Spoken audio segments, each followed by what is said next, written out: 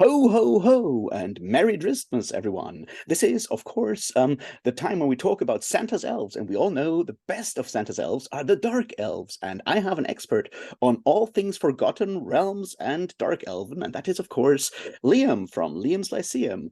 Welcome to this very special edition of Drizztmas Eve, an evening with Drizzt and stuff. Yeah, thank you for having me. It, it's it's cool. Yeah, Liam's Lyceum. I do a lot of, I guess, videos or a decent amount of videos on Forgotten Realms. But I even have my blog, Forgotten Realms Lyceum, which is where I kind of got like, heck, actually, that's where I took Lyceum from when I made my channel. But Yeah, you're basically my personal Elminster for the for this evening, I guess.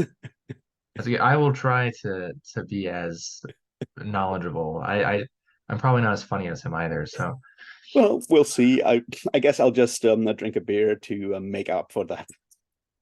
But cheers, my friend. cheers. I do have water. That is important.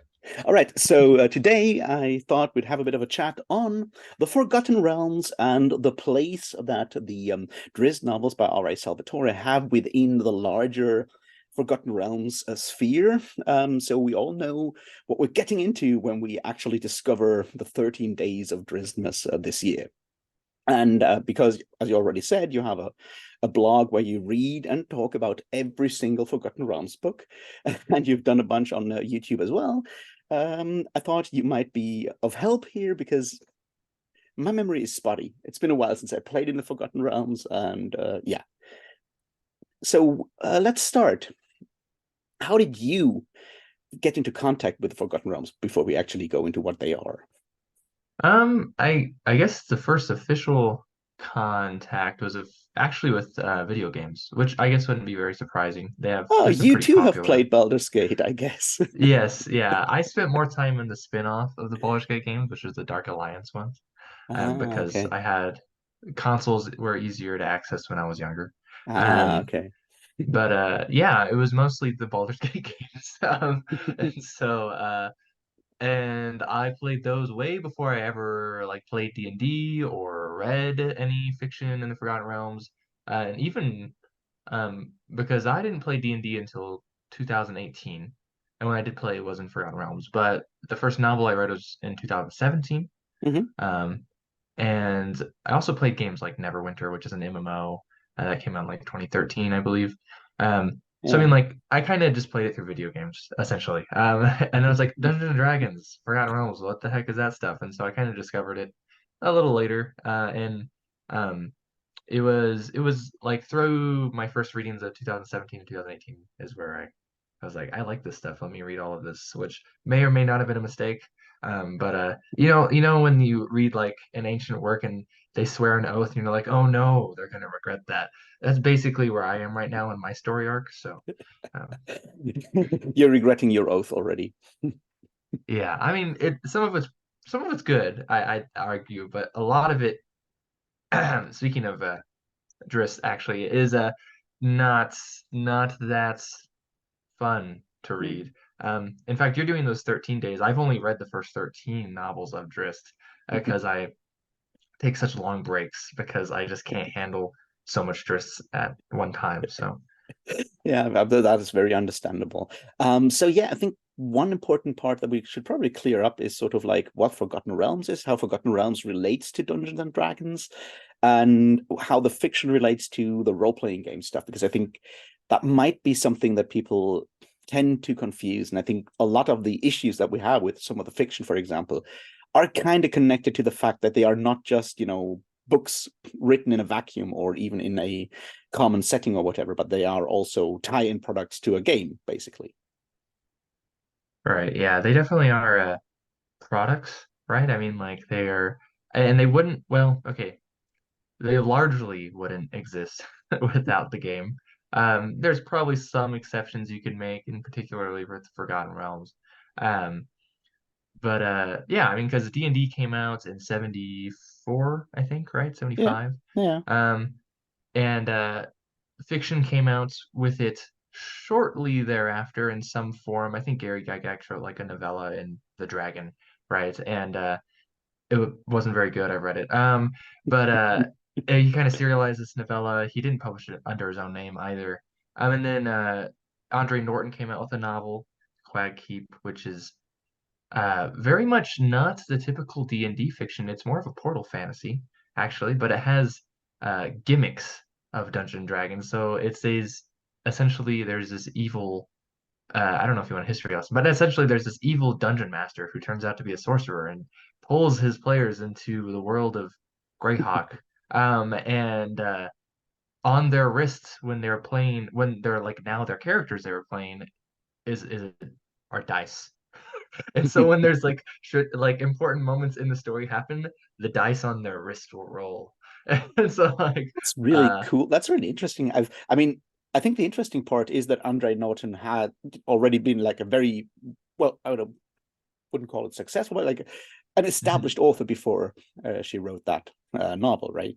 right, yeah, yeah. She's definitely, yeah, you could say established for sure. She ended up, I think, playing a game with Gygax somehow, and it was after that experience that she wrote the novel. Okay. So Mm. Yeah, and I think there's something interesting there, right? Because when we talk about the history of Dungeons and Dragons, right, it kind of comes out of chainmail, which is very much a wargaming rule set in a lot of ways. And chainmail then becomes Dungeons and Dragons when they start adding magic to it and making it more narrative than just having basically a skirmish war game where you just have like units fighting each other. And with that comes sort of like the need to have stories set in that world, so people, I guess, and this is something we'll come back to, I think, partly telling stories within these worlds within Greyhawk or Mystara, whatever you choose at the end of the day. There's a didactic element to that because people at the time in the 70s, they don't know how to play Dungeons and Dragons. They didn't get the chance to watch Critical Role for years on YouTube or whatever. Someone needs to explain this fairly new concept of a game, sort of, and telling stories in the magazine. And I think that's sort of like important that Dragon and later on Dungeon are two magazines that were published by first TSR and then later Wizards of the Coast, with additional material, additional monsters, sometimes adventures in there, and well, serialized fiction about these these worlds that you could play in. And that's, I think, the next part that I think we should probably touch on is like Dungeons and Dragons as a rule set, first of all, is very much neutral, but TSR realized fairly early on that you should probably have sort of like a world in which people can play and where you can set different adventures. And that started out with Greyhawk, which was Gary Gygas's world, and then later on, much later on, Forgotten Realms came into that when Ed Greenwood joined, sort of, or came towards TSR, and that's, I think, something we should probably look at, because was Forgotten Realms actually started as a D&D campaign setting, or was it more like Ed Greenwood's Middle Earth before he decided to actually go to TSR? um yeah, so it's definitely more of his Middle Earth.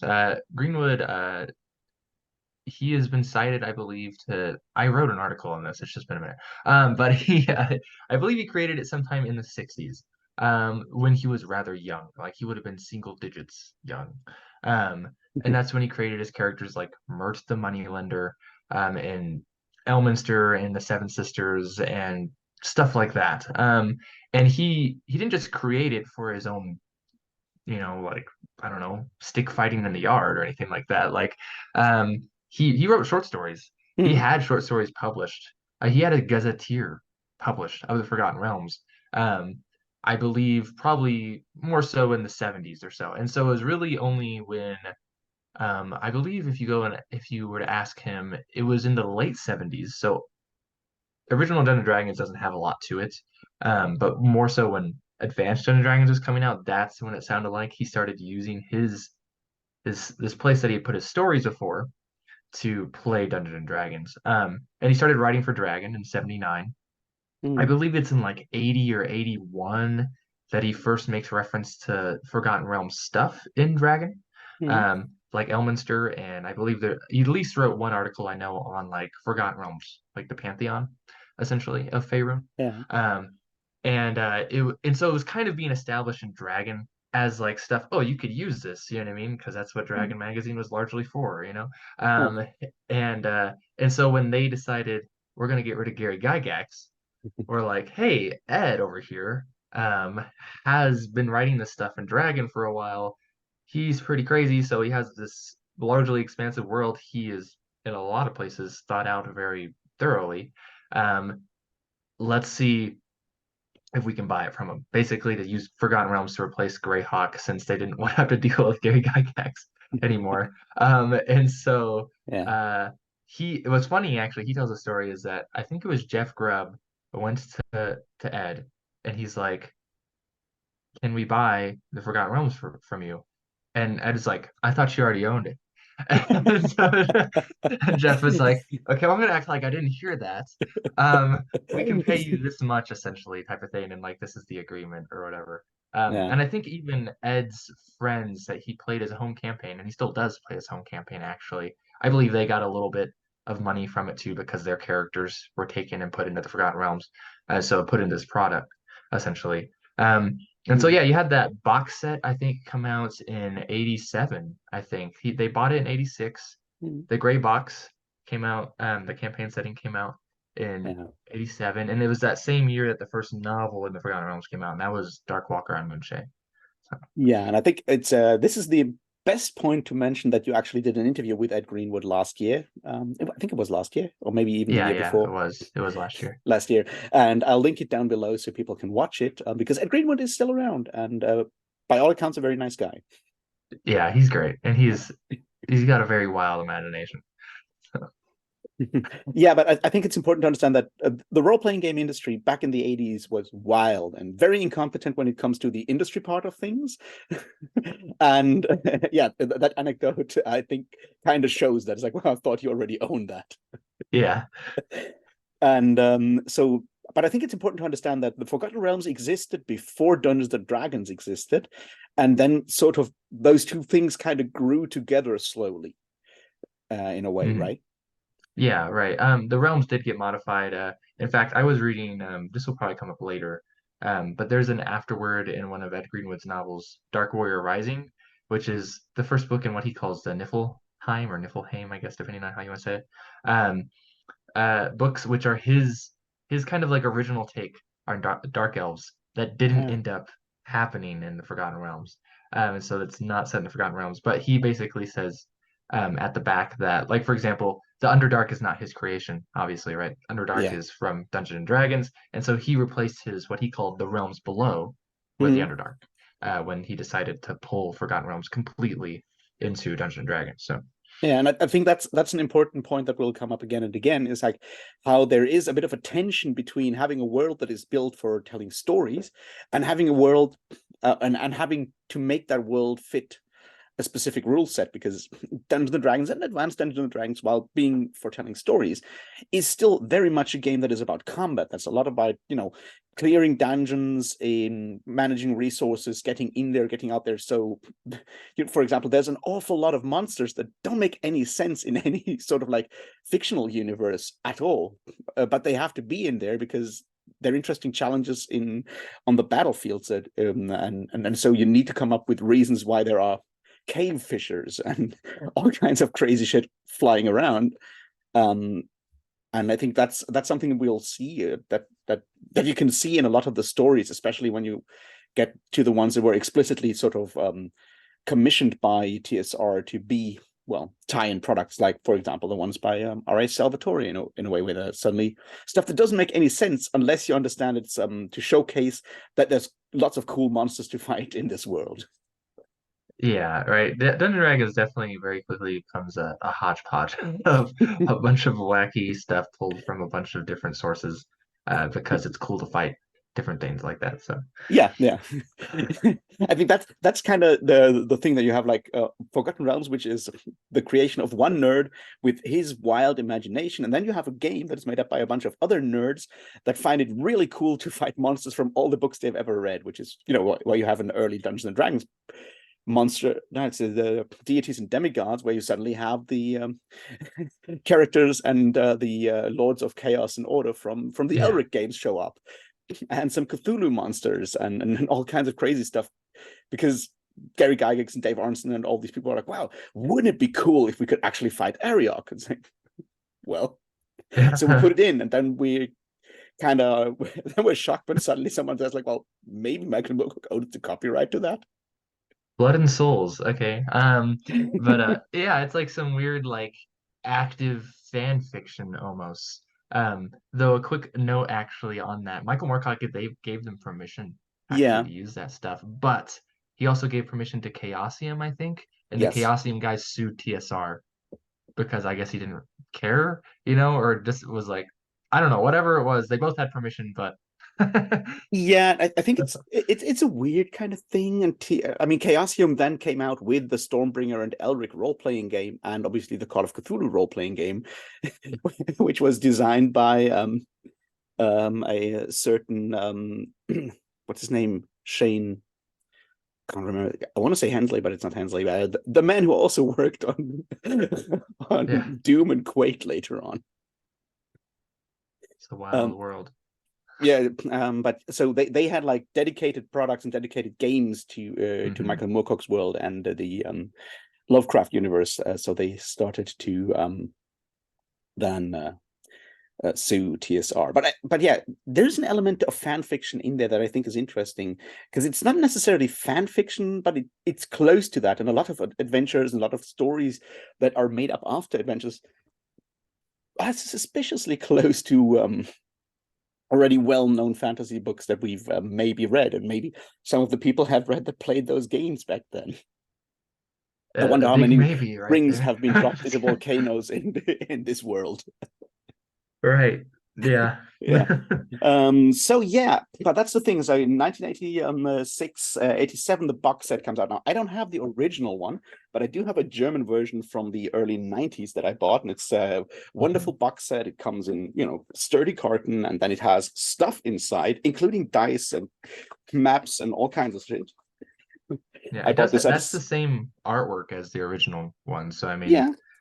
So we have it like probably has the same content, if I were to guess. yeah, more or less, yes, like a bag of dice, of course, and several books, 3 books, and a game master screen, I think, and a monster, like an actual adventure is in there, like this, and then there's a book with like world building stuff in it, and then there's one for the game master with additional information. There's of course a huge poster map. Yeah, because it can't be small for some reason. uh well, to be fair, the Forgotten Realms are really large. It is. It's huge. Yeah. There's even, and I love this. There's one of those hex overlays you can use. It's a transparent hex overlay that you can use for like battle maps and stuff, so you know how many squares your characters can move. Very Yeah. old school, all of that, and that's sort of where this whole thing started out, right? With one world, and yeah, I have this map. I don't think I can actually fully show this. Let me see.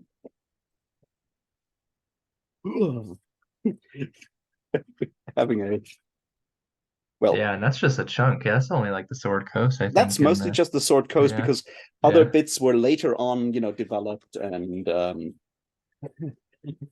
then showed up in their own very different books and box sets and so forth. yeah, So, but let's actually go with that for a moment. And yeah, you have a campaign setting, and that has information on different regions, a number of notable characters, that kind of stuff. But that is still sort of that allows people to tell their own stories. But it's important to also know what kind of stories fit into that world, and I think that's sort of where you know both the short stories that and novellas or whatever you want to call it that Ed Greenwood wrote for Dragon come in, and then the novels that he writes, and later on, of course, other people that write novels within that world, right? hmm yeah. It's uh, I think Ed Greenwood when he writes his stuff, it's very different than say something like Dragonlance, um, which more or less is taken directly from Tolkien. Um, whether or not they do a good job of that is up in the air. But we're not talking about Dragon, say. But and but That he might be definitely, something for next year's. yeah, yeah, right. And but Ed Greenwood, he reads a lot, right? He reads a lot of different stuff, right? And so for example, Mert is like a mix of Falstaff and Glencairn, Mm, probably more than anything. But a lot of his other characters are more sword and sorcery. So like yeah. Durnan is he. This is how apparently he formed Durnan, who is the proprietor of the Yawning Portal, um, as a thinking man's Conan, which I think is a weird way of describing him. But and so like I guess he's kind of Conan-like, or at least that was the original idea, Mm, right? And Elminster, and this is the big difference actually, because from Forgotten Realms it's only like sword and sorcery, because while I think Greenwood probably, especially if you read his earlier stuff, it's more sword and sorcery-esque. mm, Eventually, the magic itself isn't evil. It's the problem of power that corrupts, yeah. right? And that happens a lot with magic users, of course. So that's kind of more where it goes high magic, and that can corrupt you, and that's where you get a lot of problems in the Forgotten Realms. Yeah, and I think that's sort of important because while sword and sorcery definitely was a big, still very much alive as a more like mainstream thing than it is today in like the 1950s and 1960s. So, you know, people like Ed Greenwood and Gary Gygax and so forth, they mostly grew up on stuff like Conan and Fafhrd and the Grey Mouser and stuff like that. Jack Vance, obviously, famously, the magic system of Dungeons and Dragons is basically taken from a Dying Earth story by Jack Vance. Thieves guilds are very much a Fafhrd and Grey Mouser thing. These people grew up on more sword and sorcery in a lot of ways than Lord of the Rings, because you know Lord of the Rings' big popularity boost, especially in the US, is a result of the 60s, you know, that whole like piracy thing that Ace Books did. And famously, was Gary Gygax really hated halflings, so I'd only included them because someone in his group wanted to play a halfling, and he really hates hobbits. I think it was Gygax. Yeah, that sounds right. He and kind and of he yeah, gives like Lord of the Rings the cold shoulder in some of his writings. yeah. So Partly that makes sense because you know your sword and sorcery short stories are much more combat heavy, like more action packed in a lot of ways than Lord of the Rings. So that kind of makes sense. But as you already mentioned, magic is pretty dangerous, deadly, dark, and oftentimes evil in a lot of these stories. Whereas D&D as a game, well, people can play. Players can play wizards and priests, well, clerics, and so forth. So suddenly you need to sort of switch that idea from all magic is evil to something else, and the corruption of power, I guess, is sort of like a step in that direction before you just have like good sorcerers that can do whatever. yeah, and then that's the other thing too, is that D&D definitely goes more into this alignment thing where it's like good and evil and yada yada, which is gonna get probably, I imagine, us into some problematic discussion here when we talk about Drow. But so And that alignment thing, then once again, because you have the good and evil side of this, which I guess is very natural, but it also has the law and chaos version of that, the lawful and chaos, and mhm. that's very much inspired by the order and chaos thing that we know from Michael Moorcock and the Elric stories again. So there's a lot of these more sword and sorcery and less what we might call epic fantasy influences in D&D, whereas some of the worlds later on become much more influenced by Lord of the Rings and more epic fantasy, and you often have that conflict between mechanics that are better for sword and sorcery games, sword and sorcery stories, and worlds that are not necessarily built the same way that a sword and sorcery story world would be built, I guess. Right, yeah, you definitely get more into, stuff like, yeah, Dragonlance is much more epic, or even like present day D&D is a little, I would say, heavily inspired by things like anime, Yeah. or um, but even stuff like Drizzt, right? So, Yeah. which I don't want to jump the gun, but like even apparently, according to Salvatore, one of the inspirations for Drizzt is Aragorn, right? Which is maybe where he gets into the infallible, he just kind of succeeds at all this combat stuff, which you don't actually get to see Aragorn really fight much at all in the Lord of the Rings. But No, of course not. so But you have to have fights in there because it's a D&D novel, and I think that's kind of where we need to go. Sort of like we have a world. it's sort of built out in parts, and Ed Greenwood probably knows way more than is in those box sets at the beginning. But Mhm. they have a map, they have a bunch of locations, they have a bunch of notable characters, a bunch of very specific, monsters that are specific to certain parts of this world, and that gives players and game masters enough space to start exploring that world on their own and write their own adventures and play their own adventures. At the same time, they obviously also publish adventures that are set in that world and add detail to certain regions. And suddenly you know that there outside the town of Waterdeep, there is this one dungeon where this specific thing happens because it's a published adventure that people get to play. Something that with Dragonlance you see even more, right? When you have the Dragonlance Mhm. novels, the first ones, the Dragons of Autumn's Twilight and so forth, you could buy those as adventures that basically have locations from the novels as encounters already statted out. Yeah, right. Yeah, basically you're just I would hate to play that, to be honest, but you're just being a third wheel to the true heroes of the story, I guess.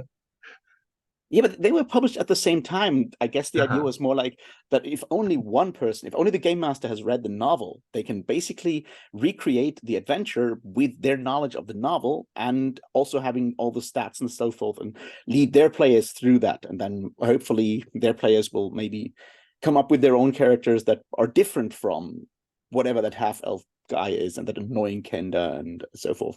Yeah, right. Oh crap, annoying. Anyways, but yeah, it's funny though because the Forgotten Realms doesn't get a lot of that in some ways. They do actually with the and here's the funny thing. I think Ed Greenwood is a champ basically. Um, maybe some would think he's a chump, but I think he's a champ for being very okay with how the realms is kind of they're out of his control once he Yeah. sells it to TSR, right? I mean, in fact, on that map you held up, uh, you can see the Moonshaes and Icewind Dale. And Icewind Dale, I don't believe, is Ed's creation. So at that point, even though um, Mm, the novel, The Crystal Shard, had not come out yet, they probably were in the he was probably working on it or something. I'm not sure. And so they drew back the Great Glacier and put Icewind Dale there, right? And Moonshaes were originally Ed Greenwood's idea, but mm, they weren't that version of the Moonshaes, right? Like it gets modified almost instantly, actually. Like Ed mm, Greenwood sent this big original map he drew to TSR, and then they would draw a different map and then put that piece of paper over Ed's, right? And they tape it there, and it stay there for decades. And so like for like the Moonshaes, for example, Ed's Moonshaes were very much Earthsea mm. inspired. But the Yeah. Moonshaes you get in Forgotten Realms are very Arthurian, um, and very much Celtic Druid stuff going on because, wow, what is even his name? The guy who wrote the book, uh, is it Nigel or something? I don't remember for some reason right now. But the guy who wrote Darkwalker on Moonshae, and I'm blanking on his name for some reason. Mm, He wrote that book for another setting. mm. He wrote it for a setting that um, TSR, it was the other TSR. So there's like TSR Inc., I think. Yeah. I don't know. It's TSR Limited and TSR Inc., I think. And one was the UK version, and they were going to have their own setting, and it folded. And it was very Arthurian based because it's, they're based in the UK. I guess they have to do that. No, just kidding. But that was the idea. And so they just take these moonshays and they throw it in, and they're like, oh, never mind on your Earthsea like moonshays. Now have this very Arthurian moonshays that we're going to use instead, type of thing. So. Yeah, that kind of makes sense from like a marketing perspective again, right? If you're like a UK based version, they're big on Arthurian stories because it's England. Yeah. Also, at the time, Chaosium, who is sort of a competitor at the time, came out with the Pendragon game, Pendragon role playing game. So Arthurian tales are suddenly I wouldn't say en vogue because Pendragon was never that much of the Pendragon game was never that much of a success. But having something where people can play out their Arthurian dreams is probably more important than something where people can play out Earthsea fan fiction. That's fair. Yeah. But yeah, you don't get a lot of these, and it's interesting you get in like It's Forgotten Realms, for Douglas example. Niles, by the way, who wrote Oh, Douglas Darkwalker. Niles. Okay, yeah, thank you. Um, but in like Forgotten Realms, you don't get a lot of earth-shattering things Mm, until TSR gets a hand on it, essentially. Because like Ed Greenwood doesn't care about Yeah, earth-shattering events because he's doing this sword and sorcery type thing for the most part, right? But then once TSR gets a hand on it, then they want to switch to second edition, right? They're yeah, like, oh, Time of Troubles. We got Shadowdale, Tantris, and Waterdeep, and they actually do have novels and adventures, kind of like those Dragon's Bottom Twilight type of thing going on with yeah. Dragonlance. But that's about it. That's about the only ones I can think of really that there's novels and adventures tying in directly to a world-changing thing for the Forgotten Realms. Yeah. I mean, one thing I guess that we need to remember is that this is like the late 80s and early 90s in a lot of cases. So the internet is Mhm. not yet a thing. So the idea of having these multimedia campaigns where you have, stuff happening on the internet and you have like online events and you have novels coming out and possibly some animation stuff coming out and you have the adventures coming out. That's not yet possible. So all you can do is basically publish a novel, publish some tie-in material in the Dungeon or Dragon magazine, and publish adventures and settings. So it all has to happen in print in a way. So that kind of restricts the way to sort of interlock these different forms of media for them at the time. And I think a lot of this stuff with Dragonlance and Forgotten Realms is sort of where we see people, RPG companies sort of pioneering and figuring out how to combine different forms of media, different forms of media, and different forms of fiction into well into a campaign to sell more products at the end of the day. Yeah, a viable product, right? And hopefully to entertain people, right? That's the idea, I guess. Yeah, That's what their sure. business is to I'm entertain, not saying it's just But it's just cynical calculation. They are companies, and they become much more companies at that time than they were like right. in the 70s and 80s, early 80s. But they are still the products are still there to entertain people. But it's sort of an idea to how do we actually, now that we've become an industry, now that we have employees, do we actually need to pay? How do we actually sell enough products to make that all work? I think that's sort of like what I've always taken from the 1980s role-playing game industry. You have a bunch of nerds in their cellar, and suddenly they need to pay employees, and then they need to figure out how to actually sell enough products to to pay for everyone. And then obviously in the late 80s, you have a lot of, and early 90s, you have a lot of these companies, well, going bankrupt because they didn't actually manage to do that.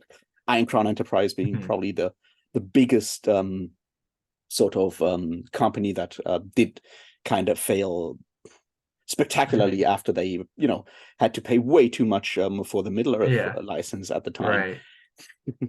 And But TSR failed too, yeah, technically. TSR I failed understand, too. right? So a lot of these like 1980s companies, and to be fair, Chaosium also had some very interesting changes in structure over the years because of that. Like a lot of these 1980s companies lose because they don't manage to make that leap to a professional entertainment company because that's not the kind of people that started these companies. No, yeah. They're just nerds in a basement, basically. Um, Yeah, that is true. I want to come back to that something we when we talked about like Icewind Dale being added and the Moonshays being changed, because I think that kind of comes back to the idea of especially the Forgotten Realms in their TSR edition, and now obviously Hasbro Wizards of the Coast edition and so forth, and the idea of fan fiction, because what a lot of these role playing settings, so these classic settings are there for is to allow players to play out their version, their fan fiction sort of version of adventures they love, which is, why having a place where you can play pseudo Arthurian tales makes a lot of sense because there's a demand for that.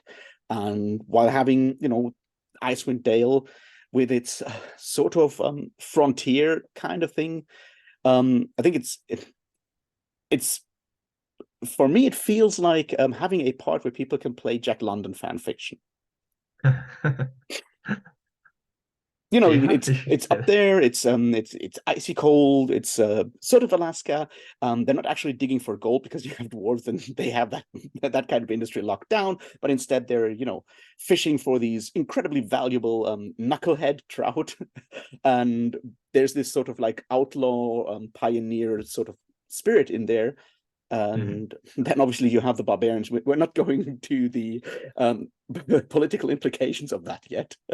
But yeah, we have these elements, and especially the Forgotten Realms, I feel, have a lot of these places where you can feel they were added so people can play out a very specific type of story.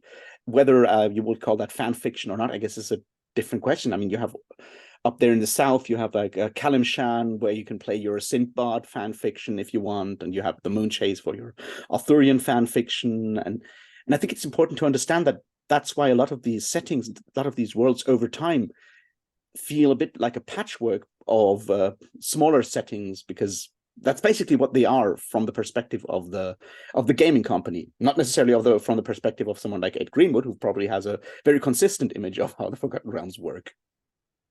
Yeah, no, and you're right. It's definitely a patchwork. In fact, that it's because of stuff like that that the Forgotten Realms often gets the label of being the kitchen sink setting. Yeah, You can essentially do whatever you want, which is why they kind of kept it, as one of their base settings, yeah. even with Wizards of the Coast, and even today, even though they, oh my goodness, like every time I look at Forgotten Realms content that Wizards of the Coast comes out with today, I always think of that meme as like, look at how they massacred my boy or something like that. Like, but so. I Um, did really enjoy the stuff they put out for the beginning of fifth edition.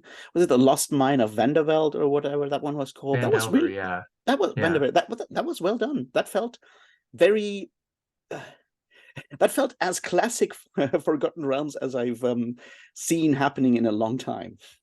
yeah. I like that one a lot, honestly, as well. It's just as they progressed Mhm. through fifth edition, they have apparently not been able to get away from some giant magnet in the sword, like in the Sea of Swords, that like makes it so they can't leave the Sword Coast somehow. Yeah. And they just ignore everything in the Heartlands and anywhere. I mean, Faerun is huge, right? And the Forgotten Realms as a whole is way bigger, even. So I mean, like, Yeah, I think that's something we should probably explain for people who have not spent too much time with these games. Like the planet, the world is called Toriel, right? yeah, yeah, And Faerun is a continent on the planet Toriel. And the Sword Coast is just one side. It's the west coast of Faerun, right? yeah, Northwest mostly. The northwest yeah. coast of Faerun. And that's where most of these stories take place. That's also, where you have a city like Baldur's Gate that people know from certain games. That's where you have a city called Neverwinter, which people may know from but Neverwinter Nights, and so forth. That's all just like one very small part. That I mean, how would you describe that part of the setting? Generic medieval Europe? Yeah, it's largely city states. Yeah. It's well, if you go south of Baldur's Gate, I guess there's countries.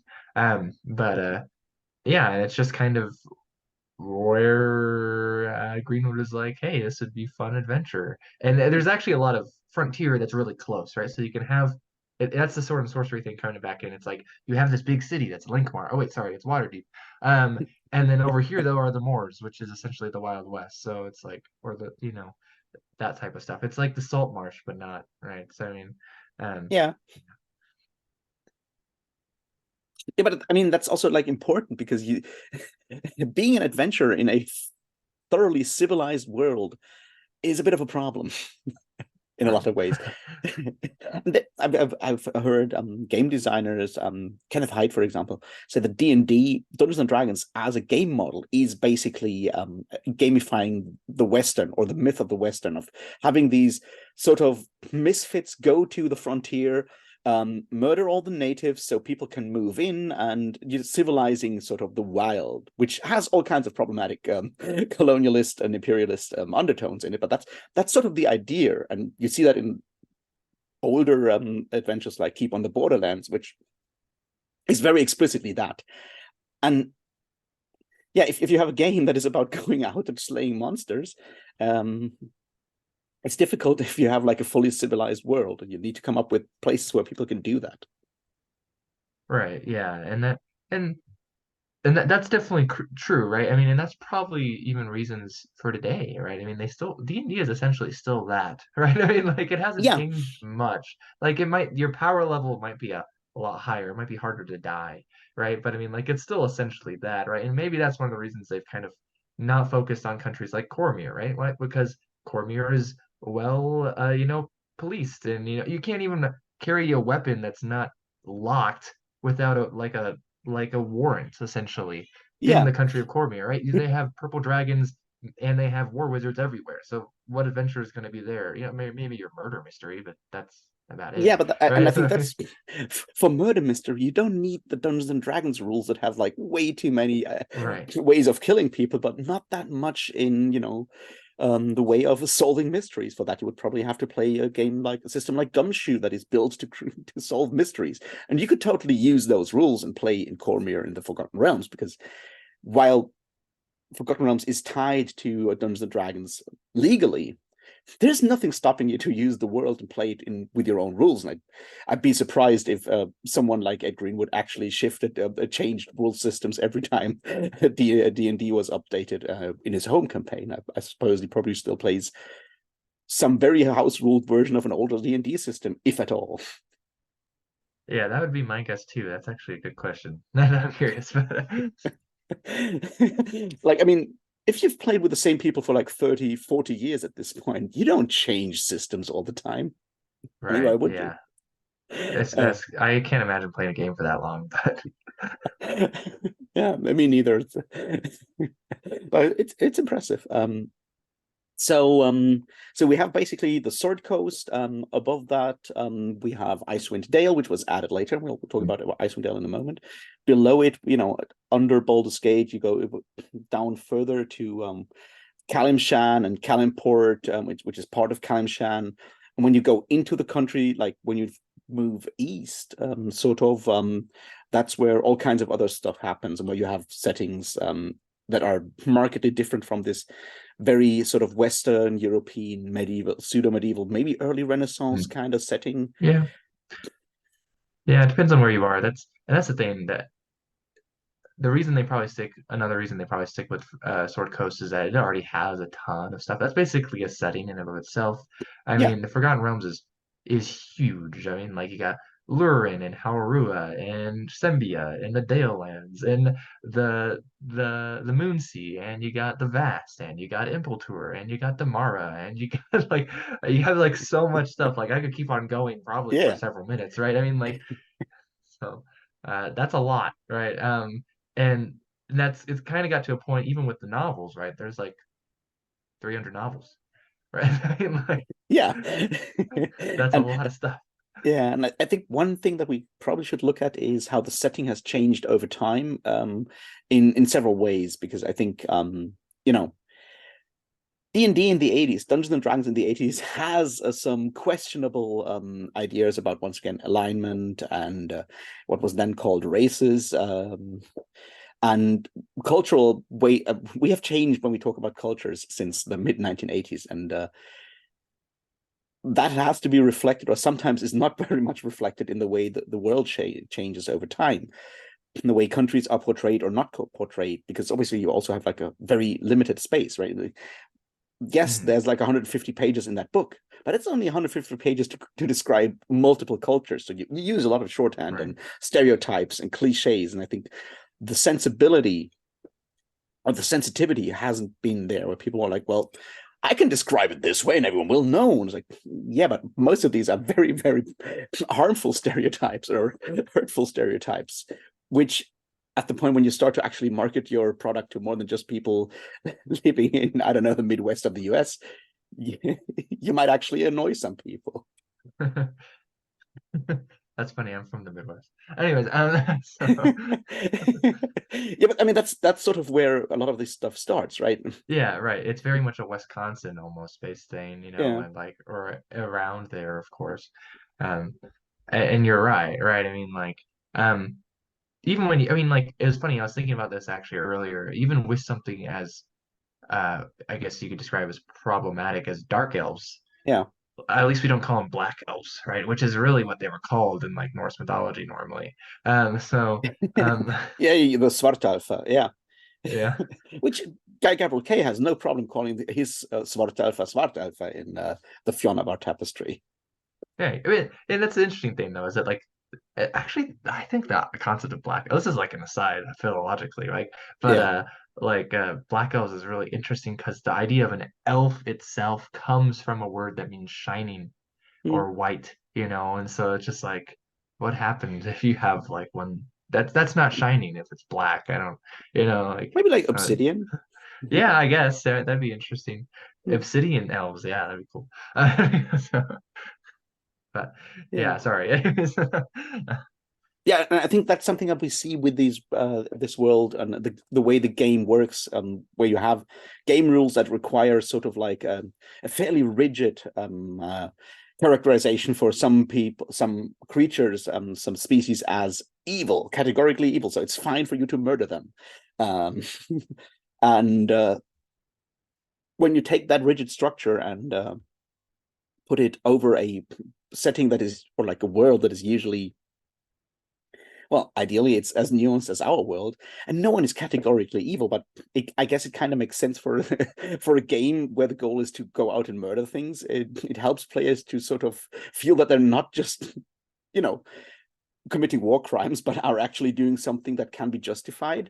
So there's that need to have some form of like alignment, which D&D does have. But as soon as you apply that to an entire world or setting, it's no longer a game in a way. And I think that's where we get stuff like the Drow or the Dark Elves in the way they are portrayed in different worlds. And I think it's important what you just said, that Ed Greenwood's take on the Dark Elves is very different, or was very different from what we see in especially the Drizzt, the Dark Elf trilogy that comes out in the early 90s, which is still different from the Drow of the Underdark setting book, right?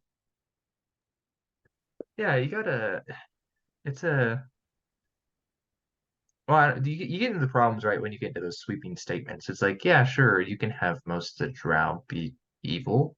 You know what I mean? If they're killing each other and sacrificing them, that sounds pretty evil, I guess. Right? I mean, like, is it technically in their belief system? No, it actually is morally a good thing. If they're worshiping Loth, right? But I mean, like, um, but most people aren't okay with that.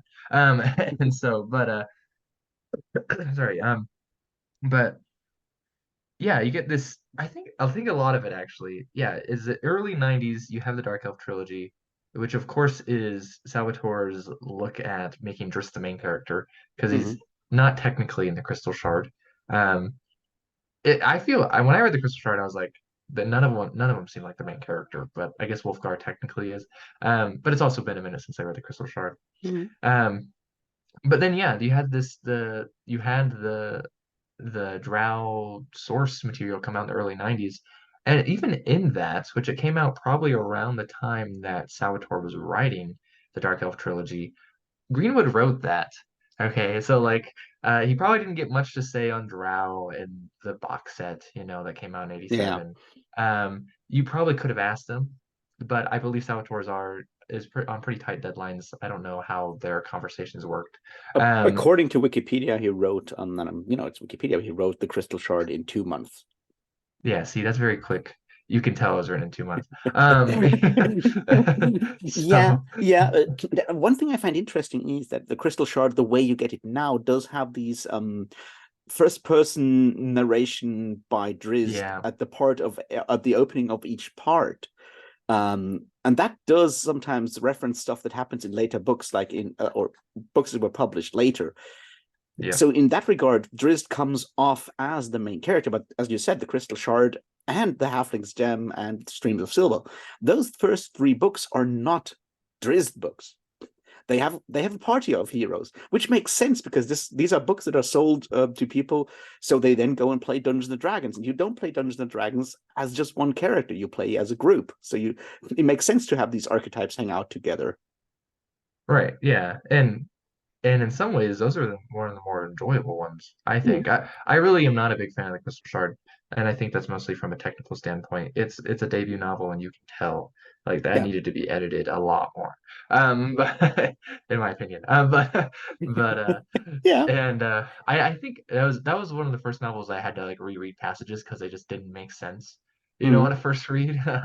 And so I don't know how it would be on like an audiobook, but like I was just like reading, I was like, this guy does not know how to form English sentences very well, which Yeah. may be insulting him. I'm not trying Yeah, to I be. was just wondering if they actually re-edited stuff later on when the whole series blew up this much. So, or if you still get basically that first print, if there's a difference between the first printing and what we get today.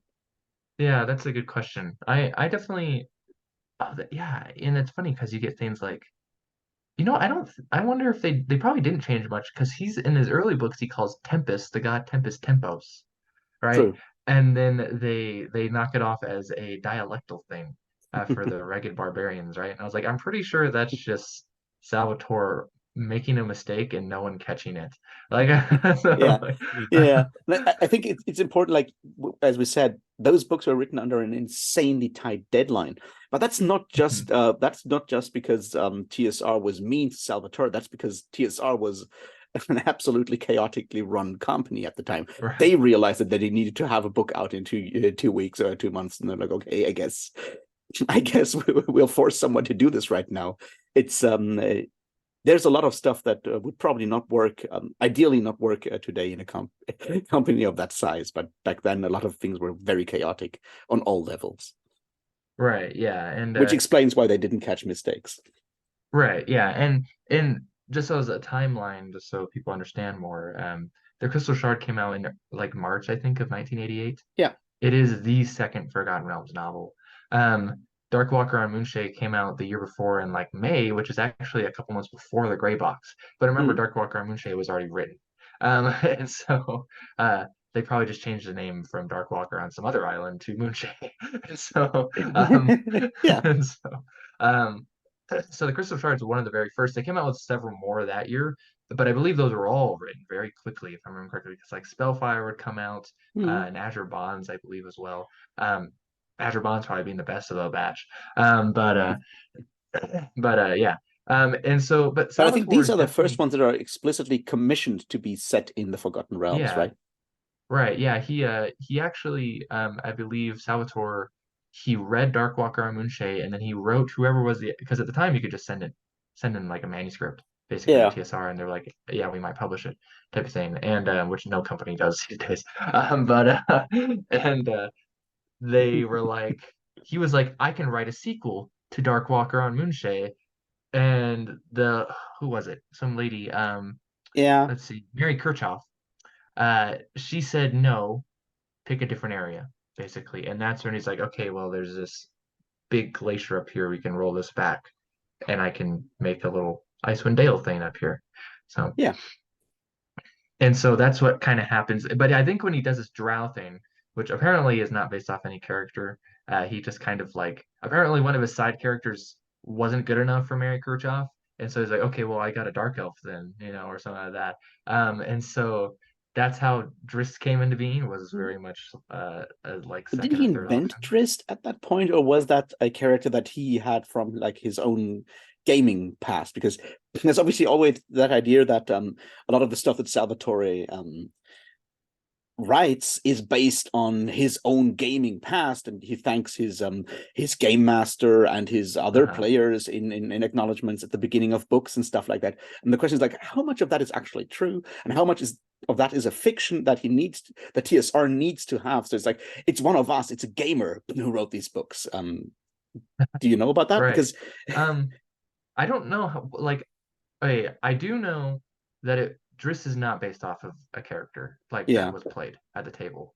Mm. He says, like kind of like I said earlier, he's based off Aragorn in part, and also Dareth, who is a character from Dark Walker on Moonshay. Yeah. Um, and he just is like he makes it sound like that he formed it on Drist as a character on the spot, Mm. on like during that phone call. I wouldn't be surprised if he's based off other things though, like maybe there was a drow character from earlier or a rogue or something, a ranger, I don't know. Yeah. But supposedly it sprung fully into his head like an epiphany Yeah, given it's the straight from God, right? full on Athena And vibes. yeah, right. And but again, as a side character, not as Yeah. the main character. I guess people liked him, and so he's like, okay, I'll explore this character. And first, he does that with a trilogy, right, of Dark Elf trilogy.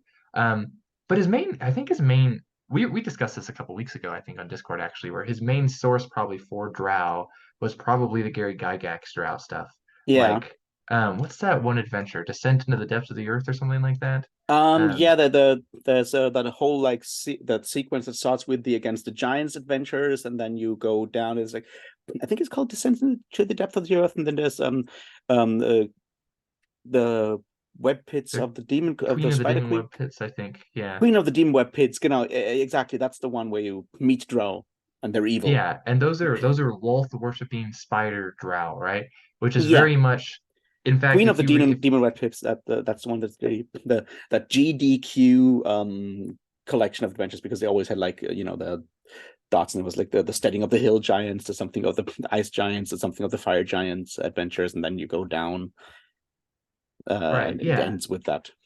and those are like classic AD&D stuff. Mm, So almost certainly, right, obviously stuff that Salvatore is exposed to, but he probably hadn't talked to Ed Greenwood about Drow in the Forgotten Realms, and it yeah, probably didn't matter to him at the time because he was like, "Oh, I just have this side character. We're never going to explore him." You know what I yeah. mean? Like it doesn't matter, right? And Mm, so, yeah, you have this note, this afterward in Dark Warrior Rising, again, the Ed Greenwood Dark Elf stuff that's not set in Forgotten Realms. He says, "Yet my dark elves weren't called drow, and they dwelt in a world that had no trace of a spider goddess."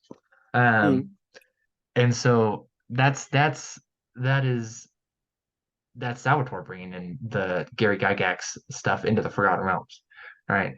Um, And that's only possible because TSR bought the rights of Forgotten Realms off right, Ed Greenwood. So Ed Greenwood can talk about how his dark elves are as much as he wants when TSR goes, well, these are our drow, these are right. the drow. And what I find interesting though is that with that frame narrative of these like really like high school philosophy, first person introduction to the different parts of Crystal Shard, and so like he kind of frames Drizzt as the narrator, and thus does turn him from like a side character into something of the main character, sort of. Yeah, that's true, and that's definitely like that's a recollective Drizzt. I don't know if it's ever stated, but it's obviously Drizzt sometime farther in the future, right? Yeah, And I guess that's one of the cool things about Drizzt is that he's not just this edgy outsider, because he's not a normal elf, right? He's not like other girls. He he he is he's also longer lived, right, than all his friends, right? yeah, That's kind of the idea. I think Salvatore has a hard time killing off his characters anyways, because he never really does. But even when he does, he kills them mm, off and then he didn't kill them off. Surprise. So um but uh, yeah, it's definitely something, right, that like I said, that I don't hear any, Greenwood talk any crap about Salvatore and how he treats the Forgotten Realms, you know what I mean? Like in fact, Greenwood's a really nice guy, and so he'll, yeah. praise all of Bob's stuff, right? As they call him. Also, I think it's also a question like because these books blew up compared to all the other, all the other Forgotten Realms novels. It's hard to now go and like, well, and shit talk as the creator of the world, shit talk Salvatore without coming across as, jealous or whatever. And it's like, hey, this is Right. my world. This was how it was supposed to be. But everyone is, because, the Salvatore version of the Forgotten Realms has so much eclipsed any other interpretation of the world just by sheer Right. numbers. Right. Yeah. And I haven't read a lot of the later Drizzt stuff, but I have read to the early aughts of Mm, Drizzt books, right? Like 2000 something, right? Which is plenty of time for Salvatore do better. to do better. Yeah. And he No, he doesn't. And does. heck, even in that 1991 book about Drow that Ed Greenwood wrote, right, which is right around the time the Dark Elf trilogy was coming out. I remember there was a big fit. I don't know if you remember this or were tuned into this. There was a big fit people were making in 2021 about the Drow. Like, they're not all evil? Like, what? Like, so some people were throwing a huge fit. They're like, of course they're all evil. And other people are like, no, they Yeah, can and be it nuanced turned and into stuff like like that. one of those culture war ideas. Like, oh no, Yeah. And that was so stupid. And the I was woke just mob like, has come for my evil drones. Like, no. yeah, which is, I a lot of that stuff is infuriating. I understand that, you know what I mean, and that hence the culture war, right? But like, um, but it's funny because in the 1991 book, there is an excerpt from it that says, Drow still hate each other and strive fiercely to eradicate or weaken those of rival cities. So it's again sweeping statements, but clans, noble houses, or fates. The constant strife keeps up other races far safer than they would otherwise be as the Drow, Yeah. fight among themselves rather than launching new wars on others. Some few, perhaps 15% of all Drow are deemed good, actually. Most are better described as lawful or chaotic neutral in alignment. That is what Ed Greenwood said in 1991, right? And you don't see any of that. like hardly at all, right? You see Yeah. Drizzt and you see his daddy Zach Nathan, you know, as like really Yeah, the only good ones. potentially, Jalaxley is probably Yeah. chaotic. I mean, yeah, he is Yeah. chaotic, true chaotic, Right. and I think that's something that even up to a point, Salvatore noticed over time that he needs to have less evil Drow for it to make sense because you can't keep that thing up as like an actual story because evil Drow are fucking Oh boring after a goodness. while. Yeah, no, the what is it? The Legacy of the Drow or the four books that are after the Yes, Icewind Dale yeah, that's trilogy? the one I when hate those books for the most part because they're so tediously Drow focused. I yeah, can't and stand them. yeah, with his sister who tries to avenge someone, and I mean, yes, it has Jalaxley, and finally he teams up with Artemis and Trary, and that's really cool. But Mhm. Yeah, right. I I don't even want to go into how much I guess I'll have to in a couple of days how much Jalaxley as a character is can also be seen as a really bad take on 90s gangster rap characters artists in the way he pretends with like all the bling and stuff, you know what I mean? Yeah, yeah, yeah, man. But you know, there's a lot of a lack of cultural sensitivity in Salvatore's treatment of everything. So I don't think we have Right. to go there. But I think what we should probably talk about is the way they set up this thing when they tell Salvatore, "Hey, pick your own place," and he's like, "I've got an idea. I've got this idea of like, let's take the huge glacier up there and pull it away." And I think in a way that's a clever approach because you have something that is not taken because there's at the time, even though Ed Greenwood sold it, I guess he still had like a lot of sort of moral sway over the whole thing because he's part of the company, sort of. He's everyone knows him, and if you just go and destroy his world, he might be pissed. But if you could take this place and go, well, there's nothing but ice. We can just like take that ice away, Right. and I can play there. Which, to be fair, is something that a lot of role playing games, game groups I've known, and a lot of others like have always done. Is like you have this world with all this cool stuff, and then for your own adventures and your own campaign, you take a bit of that world and then you turn that into your own playground and ignore everything that you've been told around the world. So it's a generally like a fairly normal approach of like taking a less described part of a campaign setting and turning it into your own sort of thing.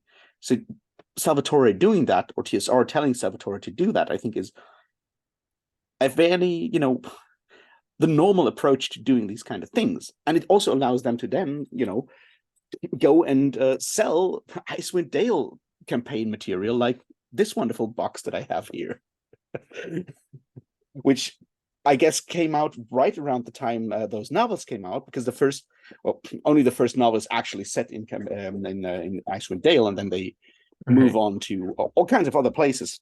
This one also has a map, but it's no, it's it's as large as the other one. Oof, you gotta love those huge maps. Yeah. Yeah, it's a huge map of just a very small area. And I think what works well about doing that and having a smaller center, a smaller place that you describe, this one unfortunately does not have its own dice, but it still has an adventure and game masters and a player's booklet in it. These are still like the German editions that I bought at a secondhand store at some point used, but I think they're cool. My point is, you can then market that and people can play there because it's a fairly limited place. It's just the place where like three novels kind of take place, and you can have all the characters from the novels in there, and then you have like one or two conflicts. You have the conflict between the barbarians and the people in 10 towns, and that's basically it. And the rest of it is desert full of monsters. Well, ice desert full of monsters, but still. Right.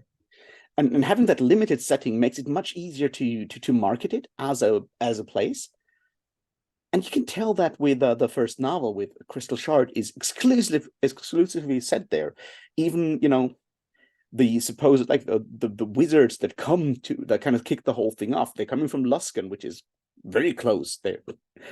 So the whole thing is limited geographically, and that feels very much like you're marketing a new setting. You're marketing a new product in a way, and you're having the stories set there so people can play along, play something similar, even though you don't actually sell a Crystal Shard adventure Right. for Yeah. reasons.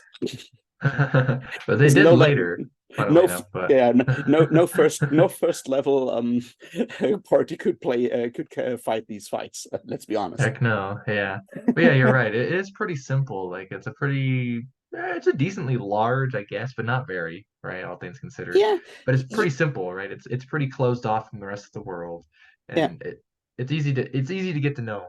So Yes, and it has like a number of like adventure locations. You have the 10 towns where you can do whatever or like intrigue, civilization based, like thieving, whatever stuff. You have the dwarven mines, you have the tundra where the barbarians are, you have the caves in the spine of the world where you can go yeah. do classic dungeon crawls.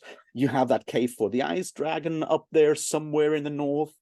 So you have those places where people can kind of journey to and have adventures, but it doesn't require a lot of additional knowledge. Basically, you don't even need the main setting for the Forgotten Realms to play there. So I think that's part of it, is that level of accessibility, right? No, yeah, for sure. And yeah, that's a good point.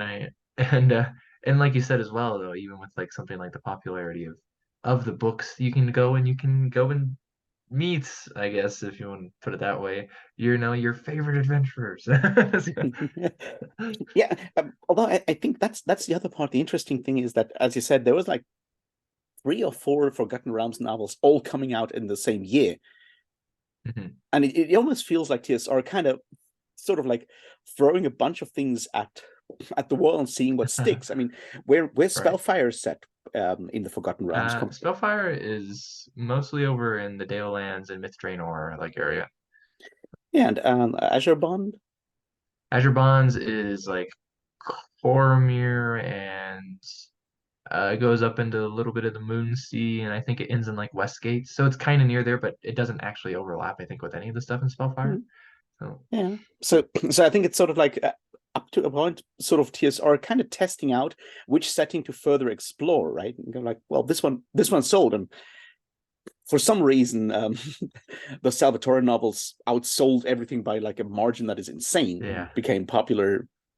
I guess which one of the is, things we'll yeah. figure out over the next 13 days of Drizztmas is to find Yes, out like tell why, us. why. Tell us, Raph. Tell us. We need to know. I need to know at least because it's wearing on my sanity, considering I have to read or I signed myself up to read like 40 of these things because they still keep on coming out. There one came out last this August. So I mean like Yeah, Lolth's Warrior came out. yeah, gosh. Oh, Yeah, and I'm you know pretty the sure there's name. going to Yeah. be another one next year. Probably, gosh. Because the one before Lolth Warrior came out in 2022, so he's on a roll. Yeah. He's the one that keeps on coming. He's Call of Duty every year, right? I mean, he's Yeah.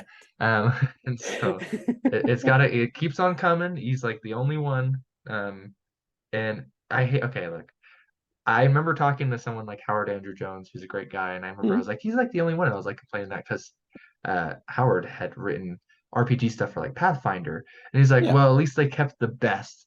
I was like, Howard, you're too nice. I was gonna say they got the worst one still going at it. Why?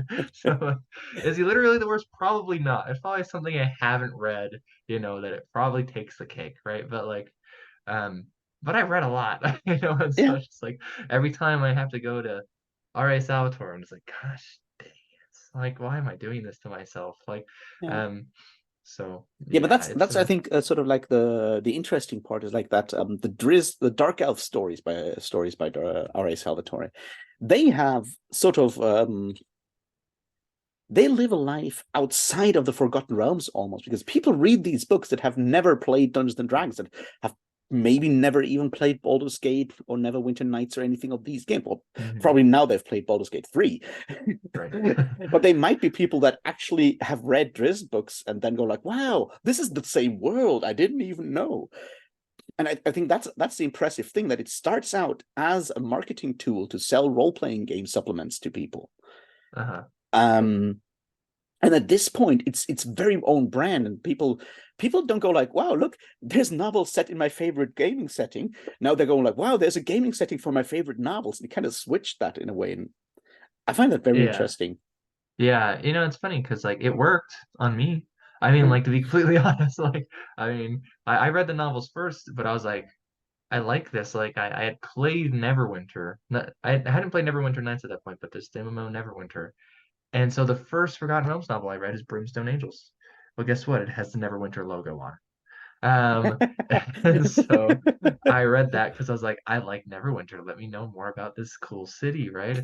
And then I read the 5 books afterwards in the same series, and they go from Yeah. like they go down to Waterdeep, they go up into the Anaric deserts, they go over into Cormyr, and they go over to Timanther. They go over all the place, right? And I was like, wow, this place is huge as hell. Right? So I was like I want to learn more about it, right? So like I'll read these other books and these Yeah. other ones and these other ones. So it's just like, yeah. Yeah. And I think one thing that's interesting though is exactly that, because at some point Salvatore became almost like larger than TSR as a whole. Almost, there Mhm. is the thing you recently made a video about, the Drizzt novel, or the draft of a Drizzt novel that he didn't write because there was contractual issues, and there was a moment where almost Salvatore left TSR, and they Mhm. almost got a hold of the characters without the author and things like that. Do you want to give Right. like a quick rundown of what happened there? Yeah, yeah. So I'm not 100%, and I think it might have just been NDAs or someone not wanting to talk about it that we can't know the situation 100%. But Yeah. essentially, he was writing, I think, probably his Demon Wars stuff because this was like mid Yeah. 90s. Um, and for whatever reason, he was not writing Drizzt. Hmm.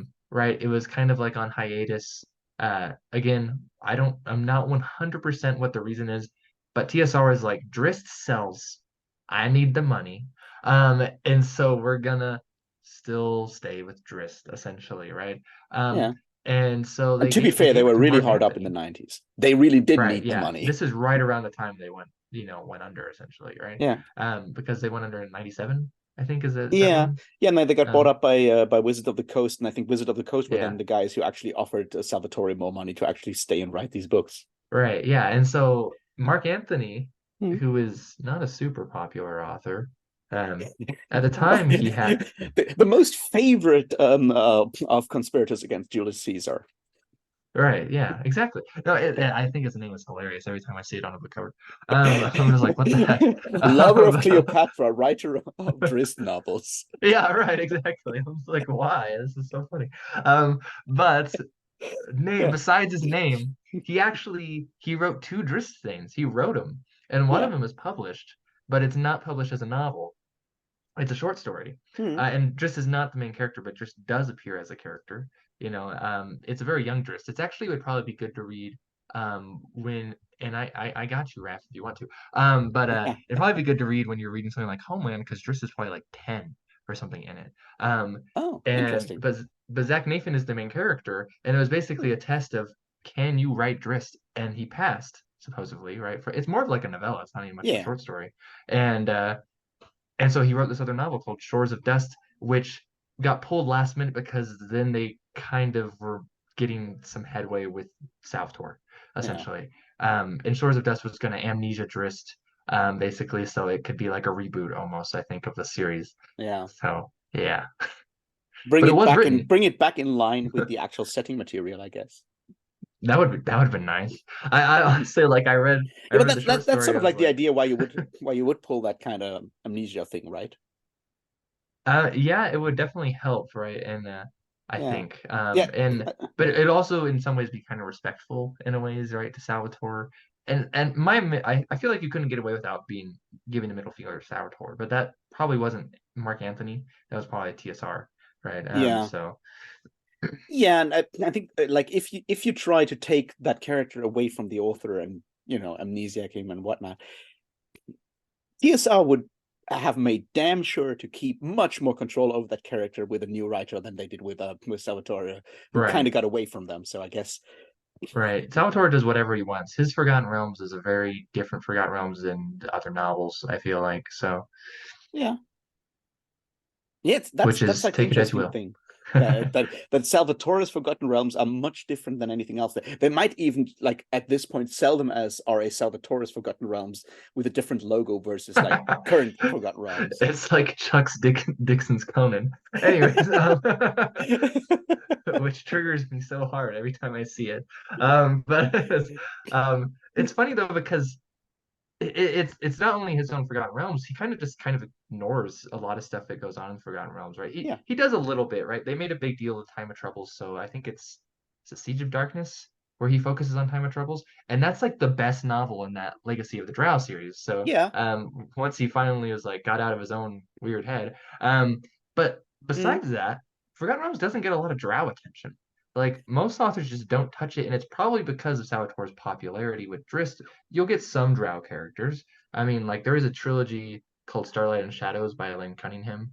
It Mm. starts with Daughter of the Drow, and she is a Lyriel Bonray. So you remember the Bonrays from Angel Barons, Yeah. and that's the main character. And so that's kind of another take on Drow. And then of course there's the War of the Spider Queen, but I'm pretty sure that was overseen by Aria Salvatore. Yeah, he So was I like haven't sort of read like it yet. in the guy in chief, and he wrote one novel himself, and then other authors wrote the different novels, I Yeah, think. there's a bunch of different authors who contributed to it. And I this one gets recommended to me a lot actually by people who read some Forgotten Realms novels.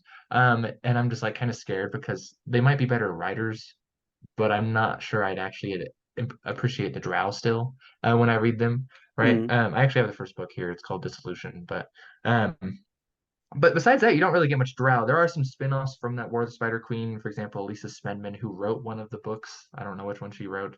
She has her Lady Penitent series, which is kind of a spin-off. So that focuses on a Drow.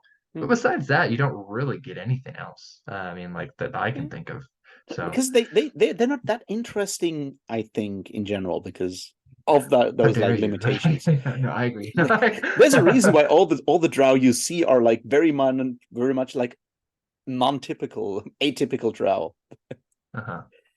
And Yeah, that's yep. maybe part of the problem is like if you set the whole thing up as like I have the one drow that's not like the other drow, then Hmm. every other Right. person who will write a character, a drow character, will go the same way because the whole premise is like all the other drows suck, and who wants to write about a character that sucks? So all the other Right, drow yeah. characters will also be drow that are not like the other drow. Right, yeah. I wonder if they handled this better with like something like the Shatter Kai, Mm. which are essentially the same thing. They're all evil and they're dark skinned for some reason. And so like Some reason. so yeah, right. And then Mm. um yeah, I'm curious more. I haven't read a novel that focuses on Shatter Kai though. There are a couple by J. Lee Johnson, who's the only other person actually writing Forgotten Realms novels. That can't be a coincidence, right? Mm. That's like she's the one who wrote the movie tie-in, and she's the one that's coming out with another Forgotten Realms novel next year. Because I guess the movie tie-in did well enough. But Yeah. Yeah. What's interesting though is that for some reason Drizzt kind of clicked with people because Salvatore has written other Forgotten Realms novels, famously the Cleric Quintet, which I think is better than most of the Drizzt novels in a lot of ways. I'm glad you think so. Those are my least favorite reads from 2021, man. I could not stand the they were okay actually to start, and then I was just like I hated the way Rufo's character is Yeah, Rufus' treated. character is Um, terrible. I do, however, think that Bonaduce is a wonderful name for a bad guy. That's just it's like Bonaduce hilarious, is I think. that's like, man, you've come up with a banger for like just like the name for the main bad guy is really good. Respect for Yeah, the naming no, there.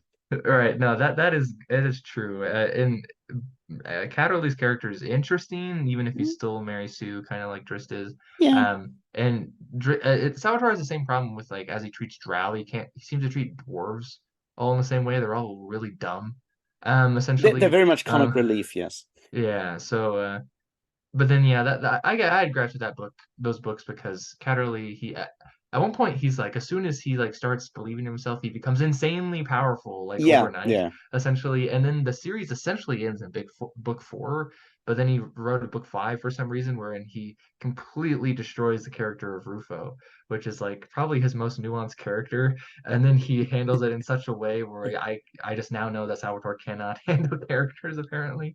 Um, in a realistic fashion. Yeah, Uh, yeah, yeah, yeah. I agree. I just felt like as a series, maybe I was just like happy that it ended really quickly, but as a series, as a Yeah, it contained does end. series, I found it less annoying than the ongoing tortures of Drizzt. Right, it does end. That is a good thing about it. Maybe the best thing. And and it's also set. It's the same thing with Icewind Dale. It's actually set in this little valley thing again, kind of that is pretty much excluded from anything. It's like on the border of like I, either Am or Tethyer and like Eltergard, which is like places Yeah, nobody cares about, right? So I mean, like, yeah. So yeah, that's the interesting thing. Like basically, Salvatore plays in the Salvatore parts of the Forgotten Realms, and everyone else has everyone else. And maybe Drizzt can like walk past Baldur's Gate or sail past Baldur's Gate once, yeah. but but he doesn't actually get to do anything in Baldur's Gate much. Right. Or like I think they go to Waterdeep, but it's almost always they're just in the dock ward and they get on a boat and they leave, and that's basically it. Yeah, So they go to Waterdeep and then they go into the boat of that one boat captain, and then they travel. I mean, yeah, they hang yeah, out the Sea Sprite. Woohoo. the Sea Sprite with Captain. I keep forgetting his name. I forget it It's too, not yeah. Captain Pinochet, which is the very interestingly named pirate captain. Which I still can't believe that someone thought about the idea of like calling a pirate captain Captain Pinochet in the 90s. I was waiting for Captain Stalin and Captain Hitler to pop up as well. It's like, how did that pass? Like any editor go like, well, could you maybe come up with a different name here? Good question. Yeah. Anyway, um, I think it's interesting that it feels like Wizards of the Coast at this point obviously have kind of resigned certain parts of the Forgotten Realms to R.A. Salvatore, and he gets to play there because he makes the money, and then everyone else focuses on the parts where Bob is not playing in, and does their thing there. Mhm. It's almost like Right. they're slowly drifting apart. Right. No, I'm scared to see what happens in the later books. To be completely Yeah. honest, I'm like actually scared. So I'm like, I'm actually terrified to see what the realms turn into. So, Yeah, but as I said, like I read them as a yeah as a teenager all the way to uh-huh. book 13, which I think is the same you stopped. It's called Sea of Swords, I guess. Yeah, yeah, that's exactly where I am right now. That's So the one where they deal with the pirate queen, I guess, and yeah, Drizzt yeah, has to Sheila kill Cree that or one something. elf that pretends to be a dark elf. Oh yeah, it's that, and it turns out to be a woman, if I'm remembering It turns out correctly. to be a woman, and full spoilers of what will happen in the next 13 days Right. Yeah. is the one kid that Drizzt saves when he comes out on that Uh-huh. one raid, that and so forth, because everything Right. has to tie up as well with Which Salvatore. is yeah, it's a great cosmic irony, but I'm not the thing Salvatore has some good ideas sometimes, but I just don't think he handles them very well, Yes, almost ever. yeah, So I get the whole thing, but he brings it up out of nowhere in book 13. I'm like, uh-huh. it would have been cool if we've had like foreshadowings or stuff like that happening in the last 10 books, sort of, but instead it happens in one book and then it gets ignored all the way to book 13, and then it pops up again. I'm like, no, Right, yeah, and heck, you just had to write a book in the next like 3 months, and you're like, hey, uh-huh. I could pull this one. Yeah, and the last book before that's just focused on Wolfgar. So yeah, you don't get any prep for it. Yeah, it's a weird, funny Wolfgar, like he almost tries to pull like Shadows Linger of Glenn Cook, but it's like insanely worse. It's the Like wolf god, the tavern brawler thing, yeah, right? just redemption and poor people and but not done It's not very good, well. no. Yeah, so like I'm dreading to go back there. There were some really bad choices, but I think that's something that I'll have to reckon with. And I think that's sort of the trouble with, especially the Homeland, like the Dark Elf trilogy. Is like you have those first three novels in publication order, and they're very much, troop focused. You have your core group of basically Drizzt and Wolfgar and Brunner, plus Regis and Cadibri, who sort of are also there, yeah. but for some reason not as central as the main three guys. And they go on It's adventures and they do adventure stuff, and it works well because you have something of a dynamic between those three characters. It's a very ham-fisted dynamic. Let's be clear. gosh, yeah. It's also some of the worst written pseudo Scottish accents I've ever seen. Oh my goodness. and and and then he switches in publication order. Then he starts to write the Dark Elf trilogy, and suddenly he only has one main character. Yeah. And Drizzt only works as sort of like the straight man to the drunk and narco dwarf and the young barbarian. He Hmm. only works in that dynamic, and suddenly he doesn't have that anymore, and that's sort of like the problem. But because people thought that Drizzt was like the cool guy, he had to write Drizzt stories and not Drizzt Bruno or Wolfgar stories, and that's Yeah. I think partly the problem that we see later on when we have the whole the legacy of the Joe stuff coming up. And you can see then, later on the novels, that we just talked about with focusing on Wolfgar and other characters. And he tries to sort of like bring that back in, but I think at that point, unfortunately, Drizzt was already bigger than Jesus. So what you gonna do?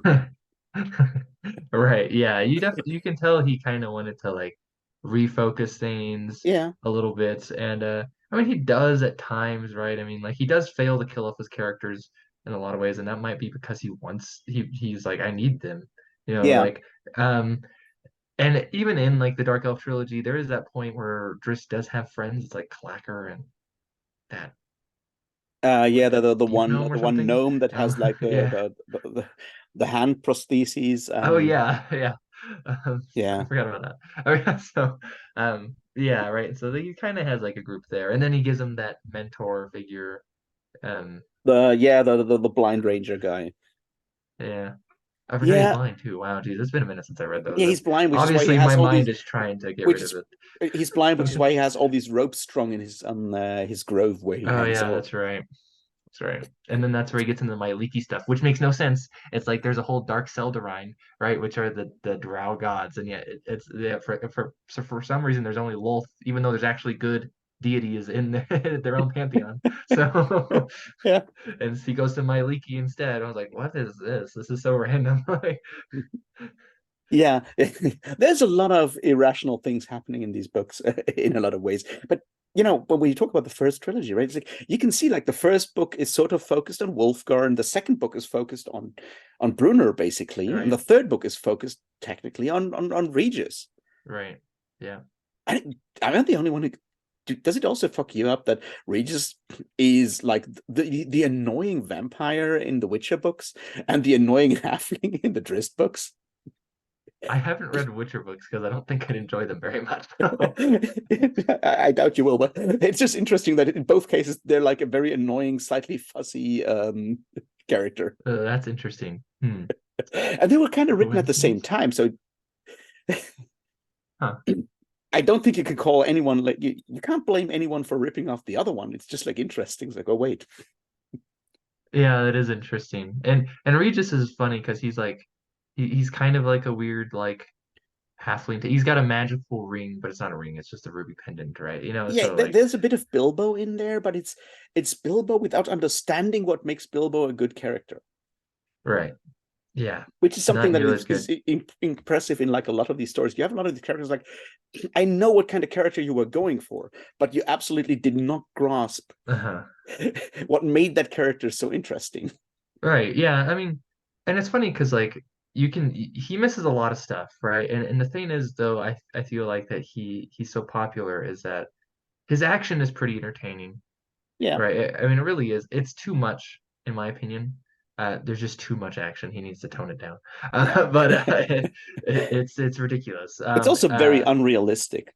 Right. Yeah, and that It's too. there's a It scene lasts in like forever. Holy crap. in the first novel when Drizzt is like he gets hit by on his shoulder by a rock, so he can only use one arm. In the next scene, in the same combat, he suddenly throws two knives. I'm like, you just told me that his one of his arms was completely numb. It's like how's that work? And he throws those two knives, and then he pulls his dagger, and I'm like, Yeah, good question.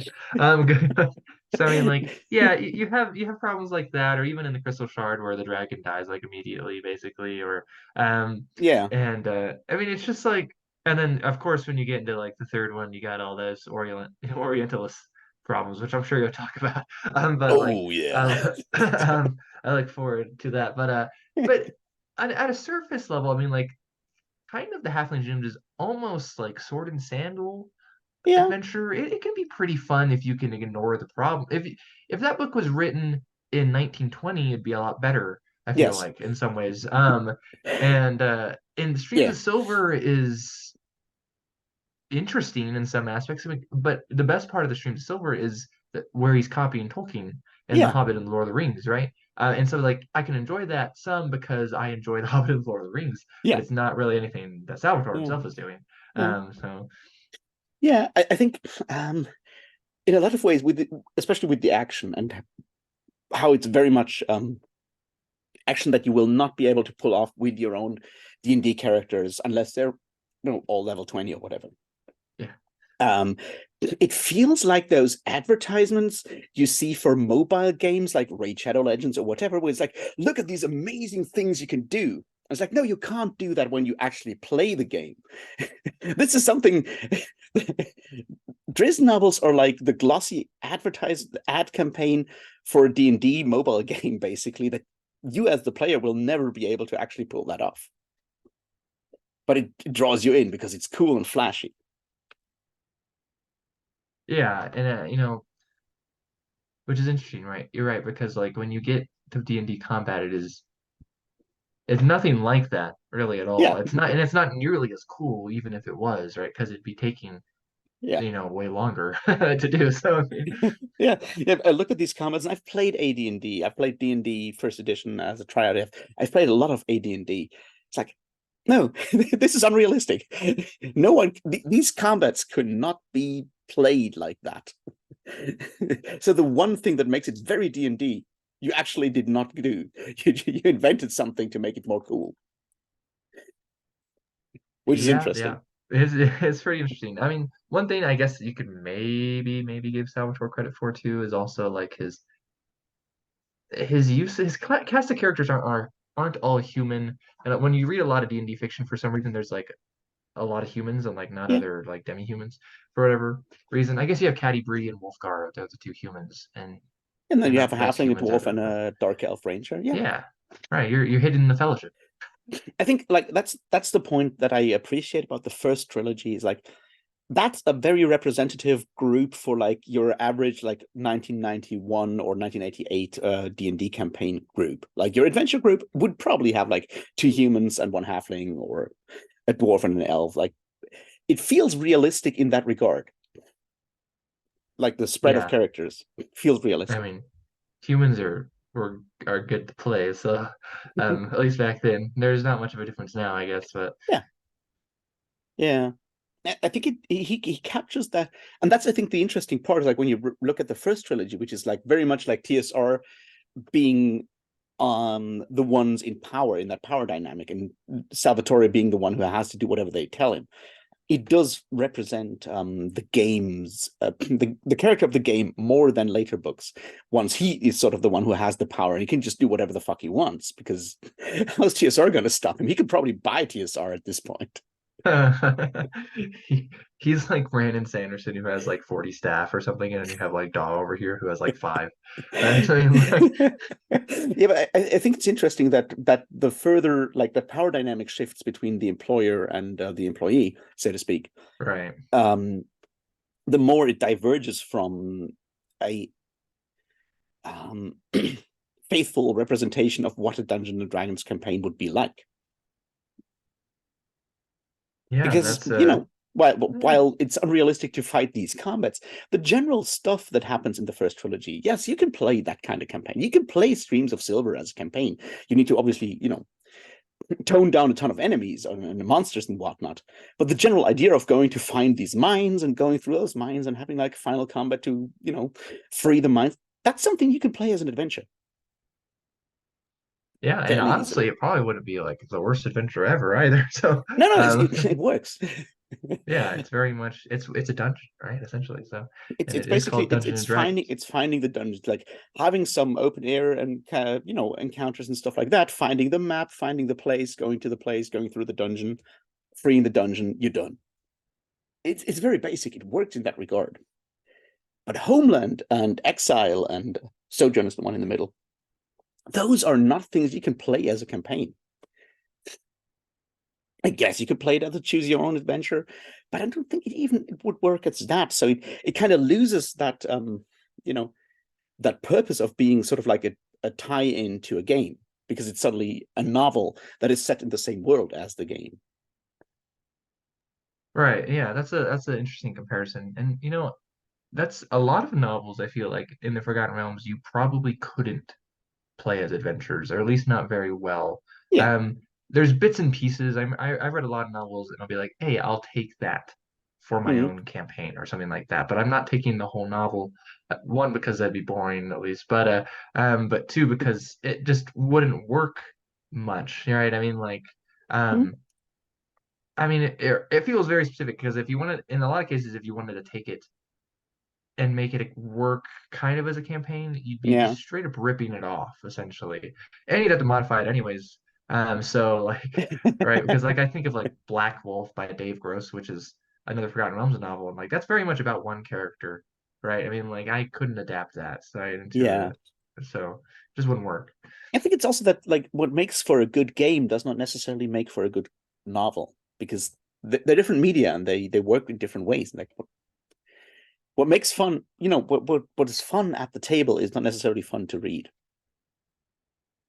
That's true. That's very true. And that's one of the things I like about reading the Forgotten Realms novels actually is because like they kind of make the world feel more alive in a Yeah. way. Because when I'm playing at the table, it's fun Mm. with my friends, But and fun I because you're like there with lore your stuff. friends. You have Yeah, all the I inside like the lore jokes. stuff, but like it doesn't make Yeah. the world come alive all that much really, Yeah. unless I wanted Yeah. to write fan fiction based off my adventures, which is not something I feel like I should do. So, uh, Yeah. I think that's one of the things that I'll definitely get into when I'll talk about the books. Is like there are moments in there where there are jokes and there's a level of humor there that's just very much the 14-year-old boys sitting at a table jokes. And they're like, this is not fun.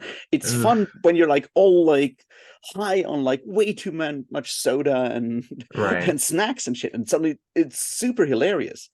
right, But yeah. it's not fun to read. And that's like one of those No, things that yeah. doesn't translate from gaming to novels is that very specific group feeling that you have at the table and you will never have in a novel because Uh-huh. it's a different thing. Yeah, and I think that's something Salvatore probably misses a little bit in some places. I mean, the best Forgotten Realms novels I can think of that I read are the ones that read nothing like the fiction, or like nothing like the tabletop game, Yeah. right? They're the ones that make it feel like it's Forgotten Realms that's not tied to D&D, Yeah. anymore, right? Or like it was before D&D was created type of thing, Yeah.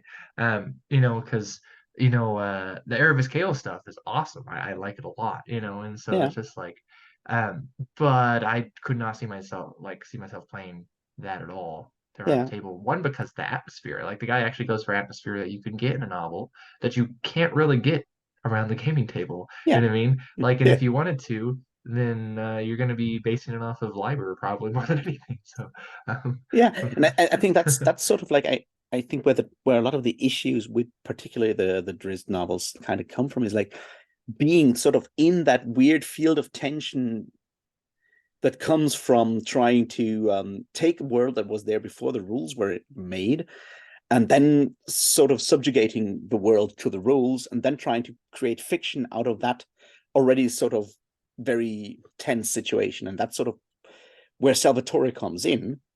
And then he's probably not skilled enough to actually pull that off or doesn't get enough time to actually pull that off in a satisfying way because once again, like no matter how skilled a writer he is, writing a novel in 2 months is insanely difficult.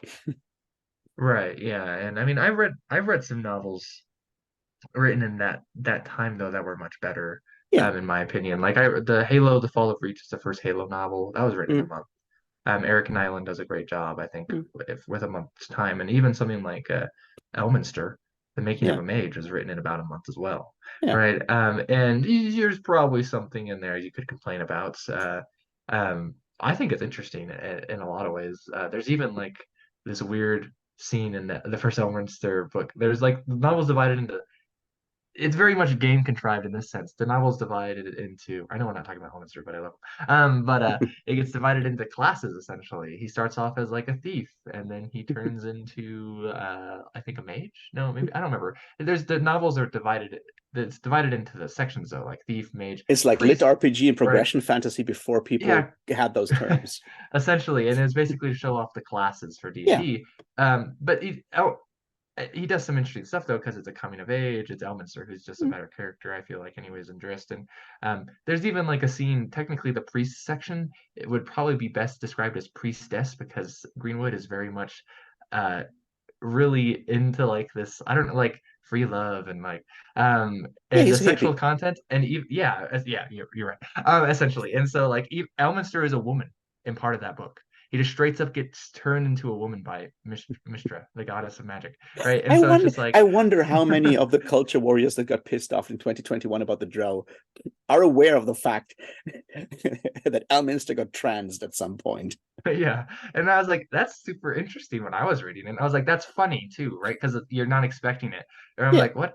Like, what? Yeah, and that's an So old book, right? That was written like ages ago. yeah, it came out in 90 something, early 90s, I think. Yeah. So I mean, like, and so it's like, but Greenwood is just like he's got you could argue whether how good of a writer he is too, right? And you could probably make a decent argument that he's maybe not the best writer, right? But he's got stuff going for him. I feel like Salvatore doesn't have going for him. And There's a freedom of imagination with Greenwood that I don't think Salvatore has or doesn't allow himself to have. I think.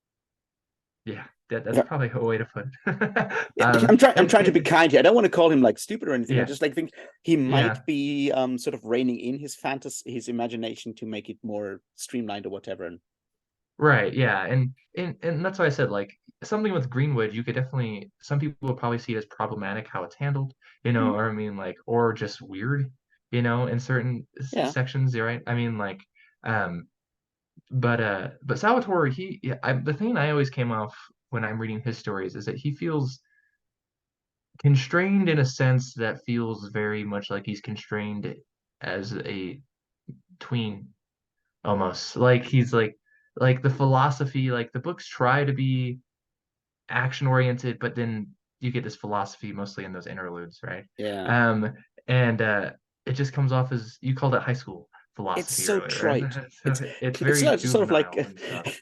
Yeah. it's like motivational poster style of philosophy. Right. Yeah, it's the stuff you see old people posting on Facebook these days. That's Mm, essentially yeah, what it is. yeah. Right. I mean, so it's like, okay, yeah, sure, maybe you have a point, I guess, maybe, Mm. but it doesn't was it worth the time to say?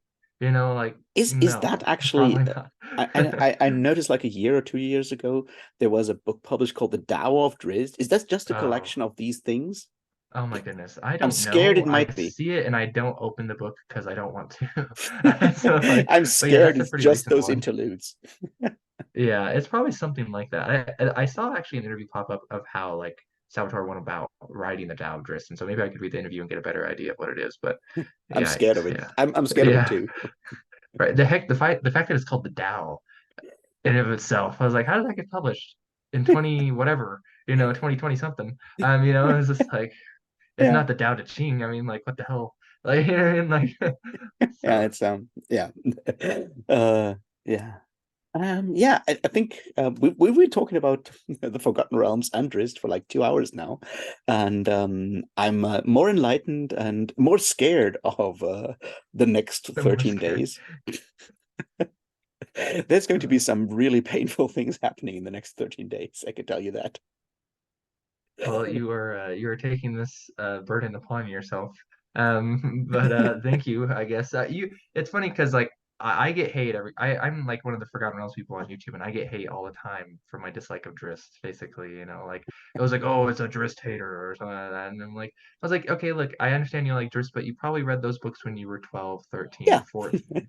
And you know what? I can recommend those books to someone who's 12, 13, yeah, 14, or maybe someone who hasn't read much fantasy, just like Wheel of Time. But I'd much rather recommend something that I know would be good for someone who's 12, 13, 14. yeah. Right.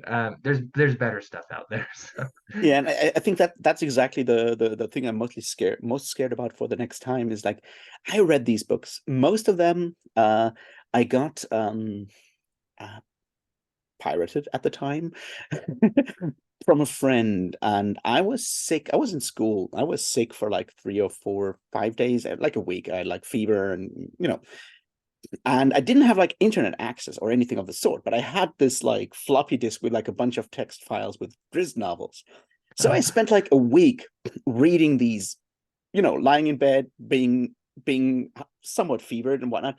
And I read like one of these, like more than one per day, because they're short novels. And if you know, you have nothing else to do. You're like 15 years old. You're sitting at home. You have nothing else to do, and you have no option of doing anything.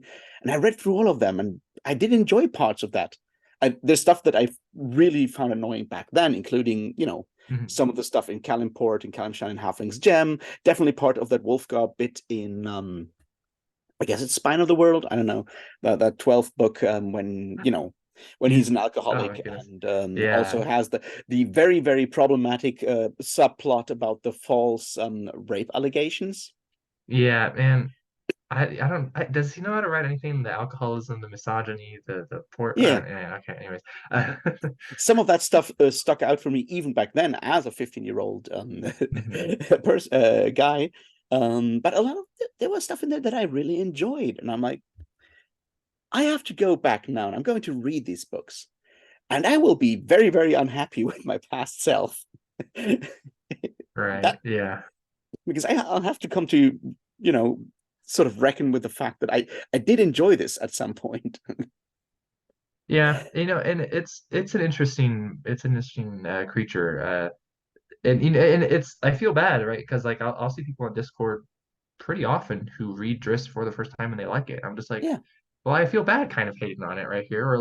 Or the last time I did read a Driss book, I probably enjoyed it more, okay, because I read it right around the first anniversary of my friends passing away.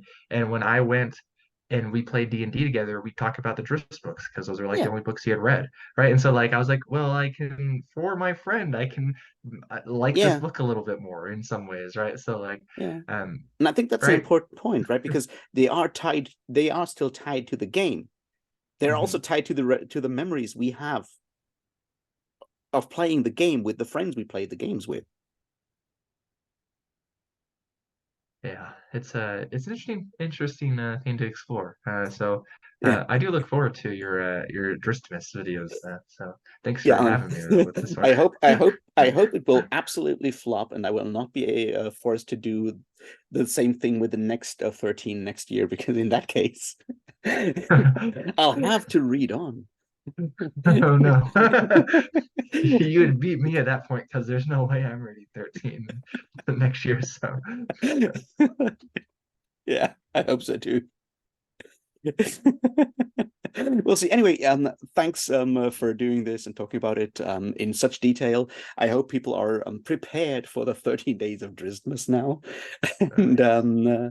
yeah, we'll see what happens with the crystal shard first. And I'm going in publication order because I think it's important to do publication order because of the history behind, the interactions between TSR and Salvatore, to go in publication order and not in the chronological order and starting with Homeland and so forth. I think it's important to understand that he wrote the better ones first. Yeah, that'll definitely help. So We'll see. Anyway, so thanks, Liam, for coming on. That was a lot of fun. yep. Cheers. Cheers.